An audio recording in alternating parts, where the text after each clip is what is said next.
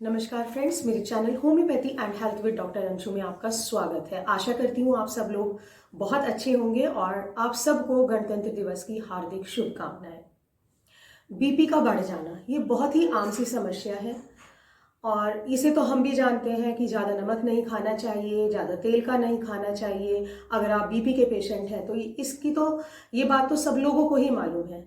आज मैं कुछ ऐसी बातें बीपी के बारे में आपसे शेयर करने जा रही हूँ जो कि आपकी लाइफ में अगर आप थोड़ा बहुत चेंज ले आते हैं, और वो कौन कौन से चेंज हैं जो आपको लाने होंगे जिससे कि आप कहीं ना कहीं अपने बीपी को रेगुलराइज कर सकते हैं, बैलेंस कर सकते हैं, उसे एक नॉर्मल लेवल पर ला सकते हैं। बीपी होता क्या है, पहले तो ये समझने की जरूरत है कि बीपी क्या होता है। देखिए, ब्लड प्रेशर जो है, ब्लड का प्रेशर यानी कि वो प्रेशर जो कि हार्ट ब्लड पर लगाता है, रक्त पर लगाता है, जब वो उसको आर्टरीज में या खून की नलियों में पंप करता है। ठीक उसी तरीके से जैसे अगर हम नल में पाइप लगा दें और अगर हम ज़्यादा नल खोल दें तो प्रेशर ज़्यादा होने की वजह से कई बार वो पाइप हट जाती है। तो ठीक इसी तरीके से हमारा जो अगर हार्ट ज़्यादा प्रेशर लगाने लगे ब्लड को पंप करने में, जो आपके ब्लड वेसल्स हैं उनमें, तो वो प्रेशर बढ़ जाता है और उस सिचुएशन को हम बढ़ा हुआ बीपी कह देते हैं या फिर हाइपरटेंशन कह देते हैं। ये हाइपरटेंशन मेनली आज की तारीख में तो हमारी जो लाइफस्टाइल चेंज है, जो हमने लाइफस्टाइल में बदलाव किए हैं, वो एक मेन कारण है। दूसरा कारण है हमारे खाने की आदतों में भी हमने बदलाव किए हैं। हम जो है हेल्दी खाना नहीं खाते हैं, हम सिर्फ टेस्ट देखते हैं फूड में। हम ऑयली, स्पाइसी, ज़्यादा या फिर हाई कार्ब्स वाला खाना, हाई शुगर वाला खाना ज़्यादा पसंद करते हैं। हार्ट रेट अगर बढ़ जाता है किसी कारणवश, जैसे कि आप कोई एक्सरसाइज कर रहे हैं या आपने कोई काम किया है या आप स्ट्रेस ले रहे हैं थोड़ी बहुत टाइम के लिए, या आप दौड़ के आए हैं, तो ये एक नॉर्मल कंडीशंस है जिनमें कि आपका ब्लड प्रेशर बढ़ गया है। तो अगर आप अपना बीपी तुरंत कुछ ऐसी एक्टिविटीज के बाद आप नापते हैं तो वो बढ़ा हुआ ही आएगा। तो प्लीज इसको अवॉइड करें, ये एक नॉर्मल सिचुएशन है। लेकिन लगातार अगर आपका बीपी बढ़ रहा है, 120 80 से ऊपर आपका बीपी है, तो उस कंडीशन में आपको ट्रीटमेंट की और डाइटरी रिस्ट्रिक्शन, अपने खाने में कुछ रिस्ट्रिक्शंस, कुछ मतलब छोड़ने की जरूरत है जिसकी वजह से बीपी आपका बढ़ रहा है। ऐसा तो हमको सबको पता है कि स्ट्रेस की वजह से बीपी ज़्यादा बढ़ जाता है, या हम गुस्सा ज़्यादा करें तो बीपी बढ़ जाता है। एक और नया कारण जो कि अभी रिसर्च ने बताया है, हाल ही में रिसर्च हुई है और उससे पता चला है कि अगर आप किसी पर्टिकुलर पॉल्यूटेंट या फिर पॉल्यूशन यानी कि प्रदूषण के संपर्क में लंबे टाइम से आ रहे हैं, तो वो भी एक मेन कॉज हो जाता है बीपी को बढ़ाने का। हम सबको मालूम है कि अगर बीपी कम हो जाए, प्रेशर कम हो जाए, तो उसमें हमें चीनी का घोल, नमक और मीठा ये सब ले लेना चाहिए, तो वो ठीक हो जाता है। लेकिन अगर आपका बीपी बढ़ गया है, नॉर्मल स्तर से ज़्यादा हो गया है, तो आपको क्या करना चाहिए? सबसे पहले तो आपको, अगर बीपी की प्रॉब्लम है, अपना जो बैलेंस वेट है, जो आपका वजन है, उसको मेंटेन करें, उसको बढ़ने ना दें। स्मोकिंग अगर आप कर सकते हैं तो क्विट कर दें तो बहुत अच्छी बात है, छोड़ दें। नहीं छोड़ पाते हैं तो आप कम करें। शराब का सेवन कम करें। नींद 6 से 8 घंटे की प्रॉपर नींद लें आप। स्ट्रेस कोशिश करें कि तनाव कम लें। एक्सरसाइज रोज करें जो कि हमारी लाइफ से गायब हो चुकी है। और अपने बीपी कंट्रोल करने के लिए सुबह उठकर डेली 2 गिलास पानी अवश्य पिए।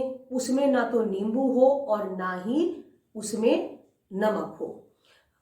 पानी, अगर आपका बीपी बढ़ता है तो इस केस में आपको 8 से 10 गिलास पानी पी लेना चाहिए पूरे 24 घंटे में। वो क्यों?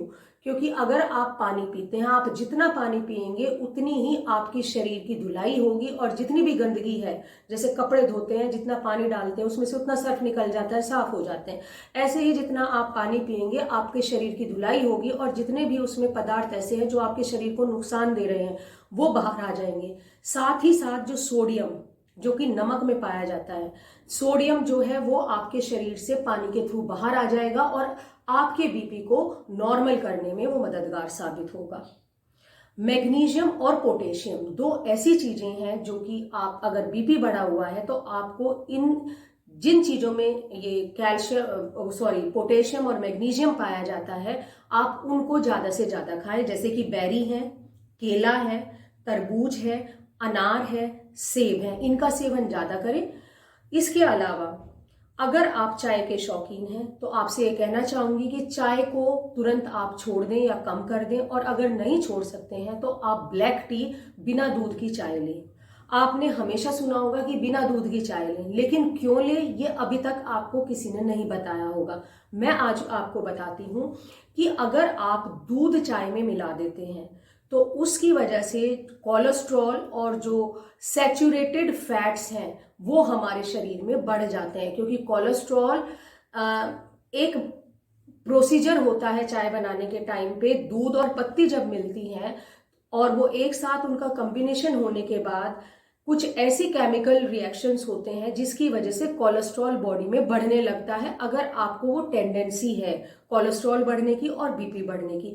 और दूसरा, ये सैचुरेटेड फैटी एसिड्स जो है हमारी बॉडी में बढ़ा देती हैं, जो कि हमारे दिल के लिए बहुत ज्यादा खतरनाक है, और इस तरीके से हमारा बीपी भी बढ़ जाता है। अगर बात करूं, कई लोग पूछते हैं कि दूध का सेवन करना चाहिए या नहीं अगर बीपी बढ़ा हुआ है, कोलेस्ट्रॉल बढ़ा हुआ है। जी बिल्कुल करना चाहिए, लेकिन आप मलाई उतार के पिएं, क्योंकि दूध में बहुत ज्यादा ऐसे तत्व पाए जाते हैं जो कि आपके लिए भी बहुत ज्यादा हेल्दी हैं और आपके हार्ट के लिए भी। लॉन्ग में एक वीडियो में ये पूरा कर पाना कि क्या क्या तत्व हैं, ये थोड़ा समय की कमी रहेगी, तो मैं आने वाली वीडियो में आपको बताऊंगी।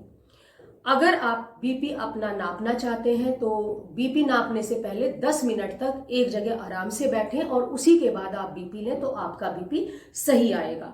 अगर आपकी एज 50 से कम है और बीपी 40 और 90, ऊपर का 140 और नीचे का 90 है या इससे ज्यादा है, तो आप एक रिस्की लाइन में आ जाते हैं, डेंजरस जोन में आ जाते हैं। लेकिन अगर आपकी उम्र 80 या 80 से ज्यादा है तो आप डेंजरस लाइन में तब आते हैं जब आपका बीपी ऊपर का 150 और नीचे का 90 हो जाता है। उस टाइम आपको डॉक्टर की जरूर रिक्वायरमेंट है और ट्रीटमेंट आपको लेना है। जब आदमी का बीपी बढ़ता है तो कुछ ऐसे सिम्टम्स मैं आपको बताती हूँ जिससे कि आप ये अनुमान लगा सकते हैं कि आपका बीपी बढ़ गया है। जैसे छाती में दर्द होगा, चक्कर आएंगे, आपका चेहरा जो है वो लाल पड़ जाएगा, सांस लेने में थोड़ी दिक्कत होगी, थकान होगी आपको। कई बार तो बीपी बहुत ज्यादा हाई हो जाता है तो पेशाब में खून आने लगता है, नाक में खून आने लगता है, और सिर में दर्द तो एक बहुत कॉमन साइन या सिम्टम है जो कि आपको देखने को मिलता है जब बीपी बढ़ जाता है। अब बात आती है कि हाई बीपी को अगर ठीक ना किया जाए तो क्या हो सकता है। देखिए, हाई बीपी की वजह से सबसे पहले जो दिक्कत आती है वो डिमेंशिया की आती है, यानी कि वह रोग जिसमें कि आदमी चीजों को भूलने लगता है। दूसरा, एक रिसर्च ने यह भी बताया है जिन लोगों में विटामिन डी की कमी होती है, विटामिन डी की कमी से कुछ ऐसे रिएक्शंस बॉडी में होते हैं जो कि बीपी बढ़ाने लगते हैं हमारे शरीर में। इसलिए विटामिन डी का अपना प्रॉपर रूटीन चेकअप कराते रहें, और अगर आपको वो समस्या है तो उसका समाधान करें। कॉन्स्टिपेशन ना होने दे, कब्ज भी एक कॉज हो जाता है, एक कारण हो जाता है बीपी बढ़ाने के लिए। एसिडिटी, अगर एसिडिटी है तो आप उसका भी ट्रीटमेंट लें, क्योंकि ये भी इसकी वजह से भी बीपी बढ़ सकता है। होम्योपैथिक ट्रीटमेंट जो कि मेन है वो मैं आपको बताती हूँ, ध्यान से सुनिएगा। अगर आपको बहुत ज्यादा एंजाइटी है, बेचैनी है और आपको मेंटल डिस्टर्बेंसेस हैं, आप चीजें भूलने लगे हैं, तो आप अर्जेंटम नाइट्रिकम 30 ले सकते हैं। इसकी 2-2 बूंदे दिन में 3 बार हल्के गर्म पानी में लेने से आपको राहत मिलेगी। नक्स वोमिका 30, अगर आपने ओवर ईटिंग कर ली है और ओवर ईटिंग मतलब ज्यादा खा लिया है और उसके बाद से आपको बीपी बढ़ने की शिकायत है, तो नक्स वोमिका 30 की 2-2 बूंदे दिन में 3 बार हल्के गर्म पानी में लें। अगर आपका बीपी बढ़ रहा है और बीपी के साथ कोलेस्ट्रॉल भी बढ़ रहा है तो एलियम सटाइवम 30 में लें, इसकी भी 2-2 बूंदे दिन में 3 बार हल्के गर्म पानी में लें। अगर आपका बीपी बहुत ज्यादा बढ़ रहा है और आप हार्ट पेशेंट भी हैं और आपका कोलेस्ट्रॉल भी बढ़ा हुआ है, आपकी फैमिली हिस्ट्री है कि हार्ट डिजीज की है, अटैक की हिस्ट्री है, तो आप क्रेटेजियस ऑक्स मदर टिंचर लें, इसकी 10-10 बूंदे दिन में 3 बार हल्के गर्म पानी में लें। अगर बीपी के बढ़ने के साथ साथ आपको बहुत ज्यादा सर दर्द होता है तो ग्लोनाइन 30 कि 2-2 बूंदे दिन में 3 बार हल्के गर्म पानी में लें। ये थी कुछ ऐसी होम्योपैथिक मेडिसिन जो कि आपके बढ़े हुए बीपी को नॉर्मल करने में आपकी मदद कर सकते हैं। आज का सफ़र मैं यहीं समाप्त करती हूँ और आपसे रिक्वेस्ट करती हूँ, अगर आपने मेरा चैनल सब्सक्राइब नहीं किया है तो प्लीज़ मेरा चैनल सब्सक्राइब करें और मेरे साथ यूं ही बने रहें। धन्यवाद।